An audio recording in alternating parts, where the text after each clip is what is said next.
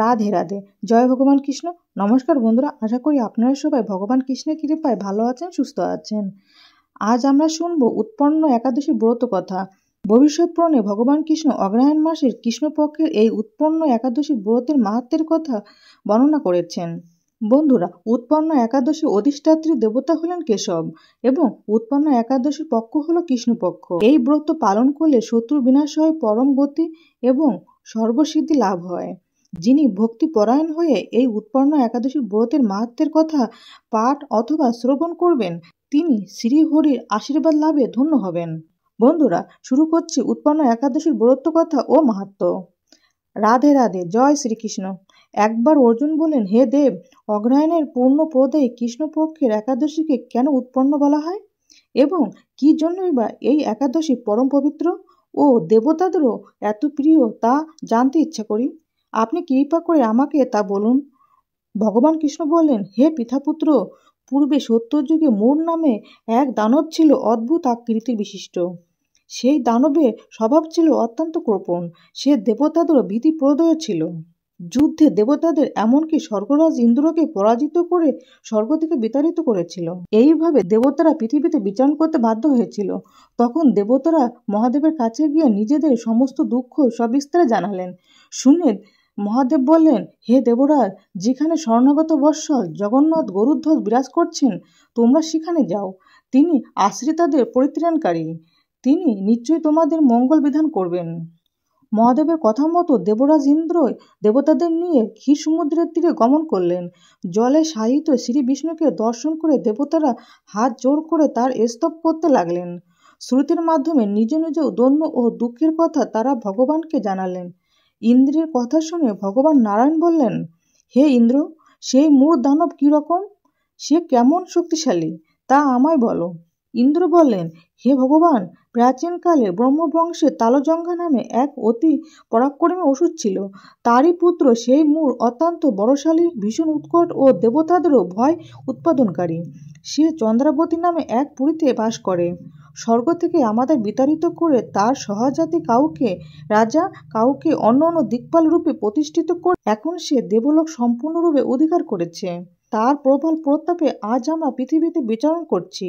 ইন্দ্রের কথা শুনে ভগবান দেবদ্রোহীদের প্রতি অত্যন্ত ক্রোধান্বিত হলেন। তিনি দেবতাদের সঙ্গে চন্দ্রাবতী পুরীতে গেলেন। সেই দৈত্যরাজ শ্রী নারায়ণকে দর্শন করে পুনঃ গর্জন করতে লাগলো। দেবতা ও অসুরদের মধ্যে তুমুল যুদ্ধ শুরু হয়ে গেল। তাতে দেবতারা পরাজিত হয়ে এদিক ওদিক পালিয়ে গেল। তখন যুদ্ধক্ষেত্রে শ্রী নারায়ণকে একা দেখে সেই দানব তাকে দাঁড়াও দাঁড়াও বলতে লাগলো। শ্রী ভগবানও ক্রোধে গর্জন করে বললেন, রে দুরাচার দানব, আমার বাহুবল দেখ। এই বলে অসুর পক্ষীয় সমস্ত যোদ্ধাদের দিব্য বাণের আঘাতে নিহত করতে লাগলেন।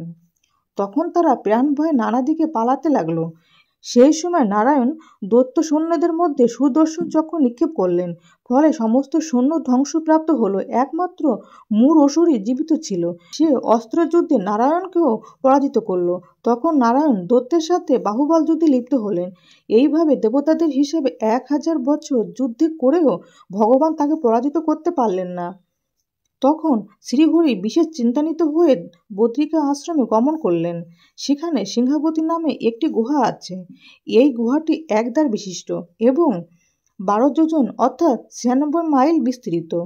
ভগবান বিষ্ণু সেই গুহার মধ্যে শয়ন করলেন। সেই দৈত্য তার পিছন পিছন ধাবিত হয়ে গুহার ভিতরে প্রবেশ করল। সে বিষ্ণুকে নিদ্রিত বুঝতে পারল। অত্যন্ত আনন্দিত হয়ে ভাবতে লাগলো, আমার সাথে যুদ্ধে পরাজিত হয়ে বিষ্ণু এখানে গোপনে শুয়ে আছে। এখন আমি তাকে অবশ্যই বধ করব। দানবের এইরকম চিন্তার সঙ্গে সঙ্গে বিষ্ণুর শরীর থেকে একটি কন্যা উৎপন্ন হলো। এই কন্যাই উৎপন্ন একাদশী। তিনি রূপবতী, সৌভাগ্যশালিনী, দিব্য অস্ত্রশস্ত্র ধারিণী ও বিষ্ণুর তেজ সম্ভূতা বলে মহাপরাক্রমশালী ছিলেন। দৈত্যরাজ সেই স্ত্রী রূপিণী দেবীর সাথে তুমুল যুদ্ধ শুরু করলো। কিছুকাল যুদ্ধের পর দেবীর দিব্য তেজে অসুর ভস্মীভূত হয়ে গেল। তারপর বিষ্ণু জেগে উঠে সেই ভস্মীভূত দানবকে দেখে বিস্মিত হলেন। এক দিব্য কন্যাকে তার পাশে হাত জোড় করে দাঁড়িয়ে থাকতে দেখলেন। বিষ্ণু বললেন, হে মহাপরাক্রান্ত উগ্রমূর্তি, এই মূর দানবকে কে বধ করলো? যিনি একে হত্যা করেছে তিনি নিশ্চয়ই প্রশংসনীয় কর্ম করেছে। সেই কন্যা বলেন, হে প্রভু, আমি আপনার শরীর থেকে উৎপন্ন হয়েছি। আপনি যখন ঘুমোচ্ছিলেন তখন এই দানব আপনাকে বধ করতে চেয়েছিল। তা দেখে আমি তাকে বধ করেছি। আপনাদের কৃপাতেই আমি তাকে বধ করতে পেরেছি।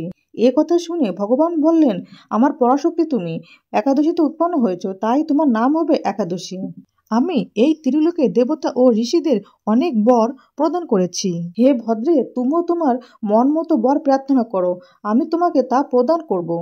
একাদশী বললেন, হে দেবস্য, ত্রিভুবনের সর্বত্র আপনার কৃপায় সর্ববিঘ্ন নাশিনী ও সর্বদায়িনী রূপে যেন পরম পূজিত হতে পারে, এই বিধান করুন।